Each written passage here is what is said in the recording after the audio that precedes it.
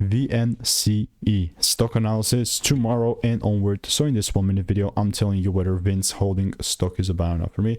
So watch this short 1 minute video till the end to find out. I do see a 73% increase in price, a very cool bullish market. So where are we heading next is the question.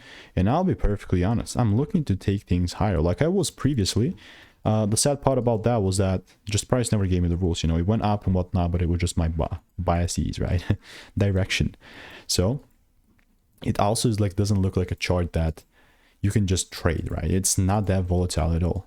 And that is going to show up. I mean, I simply will just not trade it by personally me, but there's still a way, like if the price pulls down, doesn't even have to come to the demand areas, but just a tad bit lower. And then I see even like a 5 to 1 minute double break.